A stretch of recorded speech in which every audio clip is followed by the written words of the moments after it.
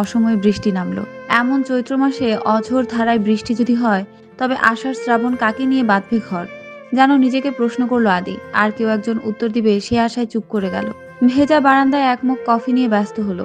কালকে blood pressure বেড়ে যাওয়ার পর প্রচুর পানি মাথায় ঢেলেছিল সে। প্রেশার পরে নেমেছিল, কিন্তু শরীর এত দুর্বল করেছিল যে বাকি সময়টুকু প্রায় অজ্ঞান মনে হয়েছিল নিজেকে। সকালে জেগে উঠে দেখে আকাশ মুখভার করে আছে। নিজের ক্লান্ত দেহ নিয়েও রাত্রির কথা তার মনে এসেছিল। মেয়েটি তাকে আর কল করেনি, আদিও যেচে আর খোঁজ নেয়নি। কিন্তু এমন হুট করে যোগাযোগ বন্ধ করা কি যায়? একই গ্রামে বসবাস, রাত্রির বিয়ে না হওয়া পর্যন্ত ঠিকই দেখা হবে। আর দেখা হলে মন টালমাটাল হবে খোঁজ নেয়ার জন্য। রাত্রি চাপা স্বভাবের হলেও আদির সঙ্গে তার চপলতা কিঞ্চিত যেন দেখা যায়। একদিন হেসে আদি জিজ্ঞাসাও করেছিল, সবার সাথে একদম বোবা হয়ে থাকো, অথচ আমার সঙ্গে কথা বলতে বসলেই তোমার মুখে খই ফুটে, আমার বেলায় এমন কেন? রাত্রি মুচকি হেসে বলেছিল, বন্ধুর সাথে চুপচাপ থাকা যায় না। তোমার মতো ভালো বন্ধু পেলে বাক প্রতিবন্ধীও কথা বলতে শুরু করে দিবে। আদি পলকহীন চোখে রাত্রিকে দেখেছিল আর কেমন গলায় যেন প্রশ্ন করেছিল, রাত্রি, আমি কি কেবলই তোমার বন্ধু? না, তুমি আমার জীবনের শ্রেষ্ঠ ব্যক্তির মধ্যে একজন, যার সঙ্গে কথা বললে আমার সময় জ্ঞান থাকে না। এই উত্তর পেয়ে আদি আর কথা বাড়ায়নি। মেয়েটি বড় সরল, সব কথার সোজা অর্থ বুঝে নেয় সে। এমন সরল বলে আদির বড় চিন্তা হয়, কারণ বর্তমান যুগ অতি সরল হলে টিকে থাকা মুশকিল। সকালের নাস্তা সেরে প্রেসারের ওষুধ নেওয়া হয়েছে। বৃষ্টিও হচ্ছে, ফলে আদির কেমন শীত শীত করছে। পরনে টি শার্ট আর লুঙ্গি দিয়ে ঠান্ডার তীক্ষ্ণতা দূর করা যাচ্ছে না, কিন্তু এটি বড় উপভোগ্য মনে হচ্ছে আদির কাছে। উষ্ণ কফিতে ঠোঁট ছোঁয়াতে গিয়ে আদির চোখজোড়া হঠাৎ স্থির হলো পাশের বাসার উঠোনে।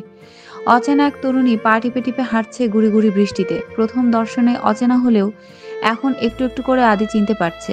এই মেয়েটি হলো মেঘলা। 2 দিন আগে ওর বিয়ে হওয়ার কথা ছিল।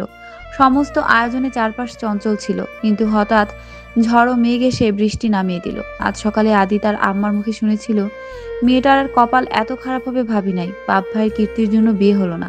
লোকের তো দোষ দেওয়ার উপায় নেই। বাপ ভাই যদি জেল খাটে বছরে 2-3 বার, তবে কোন মা বাপে তার ছেলেকে এমন পরিবারে বিয়ে করতে দেবে? আদি চুপচাপ শুনছিল বিনা মন্তব্যে। তবে আজ তরুণীকে দেখতে পেয়ে তার বড় মায়া হচ্ছে। দূর থেকে যেই মুখবয়ব আদির চোখের সীমানায় ধরা পড়ছে, সে মুখে কোনো হিংস্রতা নেই, নেই কোনো অপরাধের রেশ। শুধুই স্নিগ্ধতা ছড়িয়ে জানান দিচ্ছে ব্যথিত হৃদয় নিগড়ে বেরিয়ে আসা বৃষ্টি স্নাত চোখের জল। আদির মন বড় খারাপ হয়ে গেল। একই সাথে রাত্রির এবং মেঘলার কথা মনে এসে তাকে কেমন বিমর্ষ করে তুলল। হঠাৎ ঘরের ভেতর ফোন বেজে উঠল। আদির মনে হলো রাত্রির ফোন, তাই দ্রুত পায়ে ঘরে এসে ফোন হাতে নিল, কিন্তু রাত্রি কল করেনি। আদির মন আরো খারাপ হয়ে গেল। ফোন বিছানায় ছুড়ে দিতে গিয়েও রিসিভ করলো। হ্যালো স্বর্ণালী। ফোনের ওপাশ থেকে কান্না ভেসে এলো, বয়স্ক মহিলার কান্না। এতে আদির কপালে ভাঁজ পড়ল। হ্যালো, কে বলছেন? আদি আরেক দফা প্রশ্ন করতে কান্না জড়ানো কণ্ঠে কেউ একজন বলল, বাবা আদি, আমার মেয়ে তো সুইসাইড করেছে। ওহো, তুমি এসব কি বলছো? আমি পাগল হয়ে যাচ্ছি, তুমি শীঘ্রই এসো। আমি আমার মেয়ের লাশও খুঁজে পাচ্ছি না। তুমি কোথায় আছো? লাশ না পাওয়ার কারণ কি? আর স্বর্ণালী সুইসাইড করতে গেল কেন? পরশুদিন নিয়ে ওর সাথে আমার কথা হয়েছে, এমন কিছু করতে পারে বলে তো আমার মনে হয়নি। ফুপু কেঁদেই চলেছেন আর বহু কষ্টে কান্না থামিয়ে বলছেন, আমিও কিছুই জানি না। পরশু দুপুরে ওর সাথে আমার কথা হয়। ওর বিকালে স্কোয়ার হসপিটালে কোনো এক ডাক্তারের সাথে অ্যাপয়েন্টমেন্ট ছিল। আমাকে বলেছিল রাত হবে ফিরতে, আর ফিরে এসে আমাকে জানাবে। কিন্তু কালকে দুপুর হওয়ার পরও আমি ওকে ফোনে পাচ্ছি না। এরপর ওর বোর্ডিংয়ে চলে এসে জানতে পারলাম ও নাকি পরশু রাতেই সুইসাইড করেছে। ওর লাশ পোস্টমর্টম করতে নিয়ে গেছে, কিন্তু কেউ আমাকে বলতে পারছে না কোন মর্গে ওকে পাঠানো হয়েছে। বাবা, আমি চোখে মুখে অন্ধকার দেখছি, তুমি চলে এসো ঢাকায়। আমার মেয়ের লাশ না পেলে আমি। পুরো কাহিনী শুনে আদির মাথা ধপধপ করছে। এতক্ষণ যে শীতলতা তাকে কাবু করছিল, এখন ক্রমশ তা সরে গিয়ে উষ্ণতা অনুভব হচ্ছে। আদির মনে হচ্ছে তার ব্লাড প্রেশার বাড়তে পারে, কিন্তু এটি হলে সে এখন ফুপুকে কোনো সহযোগিতা করতে পারবে না। তাই যথাসম্ভব নিজেকে সংযত করে ফুপুকে নিশ্চিত করলো নিজের যাওয়ার ব্যাপারে। পুরো প্রস্তুতি নিয়ে আদি বেরিয়ে পড়লো ঢাকার উদ্দেশ্যে। আপন ফুফাতো বোন সুইসাইড করেছে, এই বিষয়টি আদিকে পীড়িত করলেও দুঃসম্পর্কের ফুফাতো বোনের জন্য আদির সবচেয়ে বেশি চিন্তা হচ্ছে। সে ভেবেছিল বৃষ্টি থামলে ছুটে গিয়ে একবার দেখে আসবে রাত্রিকে, কিন্তু বৃষ্টি মাথায় করে ঢাকা যেতে হবে তা সে কল্পনা করেনি। আসলে প্রকৃতির নিয়ম বড় অদ্ভুত। প্রকৃতি যখন যা চাইবে আমাদের তখন তাই করতে হবে। বোর্ডিংয়ে গিয়ে আদি জানতে পারলো লাশ পোস্টমর্টম করার জন্য ঢাকা মেডিকেলে পাঠানো হয়েছে। বড় আশ্চর্যের বিষয়, এ কথাটি প্রথমে কেউ বলতে রাজি হয়নি। আদি যখন শাসিয়ে বলল, নিজেদের ভালো চাইলে বলে দিন স্বর্ণালীকে কোথায় নিয়ে যাওয়া হয়েছে, নয়তো আমি সাজ্জাদকে খবর দিব। সাজ্জাদকে তা নিশ্চয়ই জানেন না, পুলিশ ইন্সপেক্টর সাজ্জাদ আমার বন্ধু। একবার যদি খবর দিই আর ও এখানে আসে তবে আসল খবর বের করতে বেশি সময় লাগবে না। এসব বলেও কাজ হয়নি, কিন্তু একেবারে বিফলেও যায়নি। আমতা আমতা করে বোর্ডিং সুপার বলল, আসলে তাড়াহুড়োয় ছিলাম, তাছাড়া আমাদের বোর্ডিংয়ে এ ধরনের ঘটনা আগে কখনো ঘটেনি, তাই আমরা সবাই ঘাবড়ে গিয়েছিলাম। এত বিশদ বক্তব্যে আদি বিরক্ত হয়ে বলল, এত লম্বা প্যাচাল শুনতে চাই না, আসল কথা বলুন, জাস্ট কুসুমটুকু। বোর্ডিং সুপার মধ্যবয়স্ক মহিলা। উত্তেজিত আদিকে দেখে বৃষ্টি ভেজা ঠান্ডার দিনেও প্রচুর ঘামছেন। চোখে মুখে তার অস্বস্তি ভাসছে, চোখের দৃষ্টিতে কেমন চোরচোর ভাব।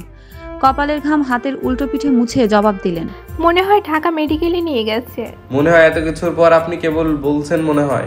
এত বড় একটা বোর্ডিং এর সুপার হয়ে এমন দায়িত্বহীন কথাবার্তা বলতে আপনার অবাক লাগছে না? না মানে ঢাকা মেডিকেলে নিয়ে গেছে। তো সেটা এত কাণ্ডর পর বলছেন কেন? সত্যি করে বলুন তো, আসল ঘটনা কি? স্বর্ণালী সুইসাইডের পেছনে আপনার কোনো হাত নেই তো? আদির প্রশ্ন শুনে বোর্ডিং সুপার যেন আঁতকে উঠল। ক্রমাগত হাত নেড়ে নেড়ে বলল, এসব কি বলছেন? না না, এসবের মধ্যে আমি নেই। তাছাড়া স্বর্ণালী খুব ভালো ছিল, আমি তাকে নিজ সন্তানের মতো স্নেহ করতাম। তাহলে কোন কারণে? না না, আপনি অন্যায় অভিযোগ করছেন। আমার বয়স হচ্ছে, আজ 5 বছর ধরে ডায়াবেটিস হয়ে বসে আছে।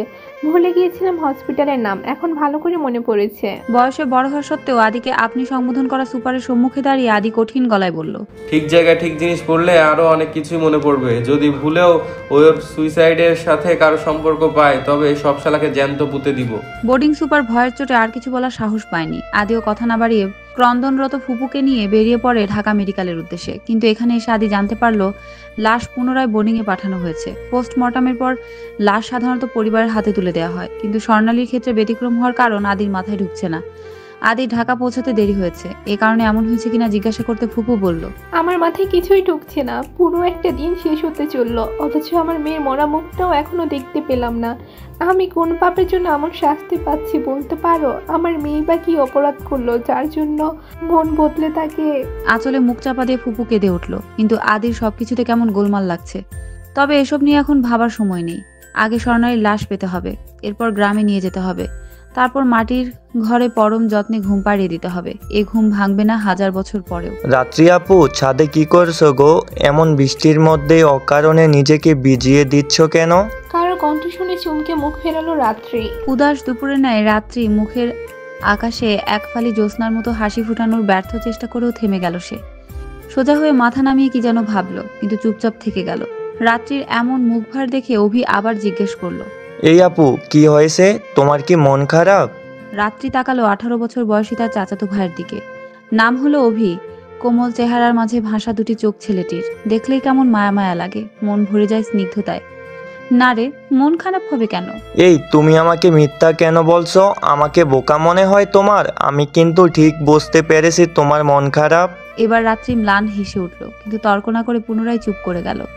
4 তলায় ছাদে দাঁড়িয়ে ভেজা আকাশ দেখতে ব্যস্ত হলো। সবার সাথে যেমন কথা বলা যায় না, তেমন সবার সাথে চুপ করে থাকাও যায় না। অভির সাথে রাত্রি চুপ করে থাকতে পারে না, বরং মাঝে মধ্যে মনে হয় এ ভাইটি আছে বলেই তার সাদা কালো জীবন কালে ভদ্রে রঙিন হয়ে ওঠে। এই আপু, বলো না কি হয়েছে? আদি ভাইয়া কি বকেছে? অভির এরূপ প্রশ্ন শুনে রাত্রি চমকে গেল। গোল গোল চোখে তাকিয়ে জিজ্ঞেস করলো, তোর আদি ভাই আমাকে কেন বকতে যাবে রে? আমি কি তার গরম ভাতে পানি দিয়েছি? তা দাও নাই, তবে তোমার বেশিরভাগ মন খারাপের কারণ যে আদি ভাইয়া তা কিন্তু আমি জানি। একটু যেন পরিহাসের সুর ভেসে উঠল অভির কণ্ঠে। সেটি টের পেয়ে রাত্রি এবার হালকা রাগ প্রকাশ করে অভির কান টেনে বলল, দুষ্টু ছেলে, বোনের উপর নজরদারি বসিয়েছিস? পড়াশোনার নাম নেই, টেনে টুনে পাশ করিস, আবার এখানে পাকা পাকা কথা বলা হচ্ছে আমাকে। আহা আপু, লাগছে গো, কান ছাড়ো। কেন ছাড়বো? 2 ভাইতে মিলে আমার জীবনকে কোল্লাভাজি করেছিস, আমি ছাড়বো কেন রে? অভি ব্যথায় কুকড়ে উঠছে আর বলছে, প্লিজ আপু, ছেড়ে দাও না গো, আর এমন করবো না। রাত্রি ছেড়ে দিল। আর এ মুহূর্তে কিছুই ভালো লাগছে না তার, তাই বড় বড় পা ফেলে নিচে নেমে এলো। আনমনে রাত্রি ভাবছে আদির কথা, আর তখনই আদির কণ্ঠ শুনতে পেল। আদি তাকে ডাকছে ভেবে সে খুশি হলো, কিন্তু চারধারে আদির অস্তিত্ব না পেয়ে বুঝতে পারলো এটি তার মনের ভুল। রাত্রি নিজের ঘরে পা বাড়ালো, কিন্তু পুনরায় ডাক শুনতে পেল। রাত্রি? সত্যিই কেউ তাকে ডাকছে, তবে সেটি ময়না বেগম। মলিন মুখে ছুটে এসে বললেন, স্বর্ণালী নাকি সুইসাইড করেছে। রাত্রি হতভম্ব হয়ে জিজ্ঞেস করলো, কোন স্বর্ণালী? আরে আমাদের স্বর্ণালী, তোমার রেশমি ফুপুর মেয়ে। কিন্তু তুমি জানলে কি করে? জানার জন্য আটকে থাকে নাকি? মেয়েটা ঢাকায় বোর্ডিংয়ে থেকে পড়তো। তোমার বাবা কত নিষেধ করেছিল মেয়ে মানুষকে ঢাকায় না দিতে। সুইসাইড করে এখন বসে আছে, একটা মাত্র মেয়ে। একবার চিন্তা করো তোমার ফুপু এবার কিভাবে থাকবে। ময়না বেগম বলে চলেছেন, কিন্তু রাত্রির মাথা কেমন ফাঁকা ফাঁকা লাগছে।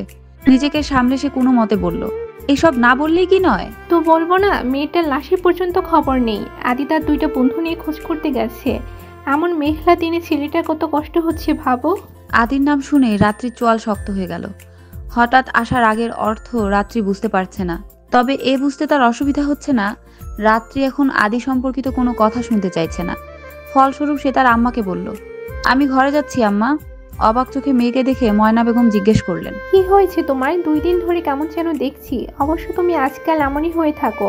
পেটে ধরলেও আমি আজকাল তোমায় কেন জানি বুঝতে পারি না। কথা শেষ করে রাত্রির চিবুকে আলতো করে হাত রাখলো ময়না বেগম। তার গলায় আদুরে ভাব, কিন্তু রাত্রি গম্ভীর আর স্থির দৃষ্টিকে আম্মাকে দেখলো। 2 মিনিট সময় নিয়ে আম্মার হাত সরিয়ে আবারও বলল, আমি ঘরে যাচ্ছি আম্মা। রাত্রি আর দাঁড়ালো না। মেয়ের চলে যাওয়ার পথে তাকিয়ে থেকে ময়না বেগম দীর্ঘ নিঃশ্বাস ফেললেন।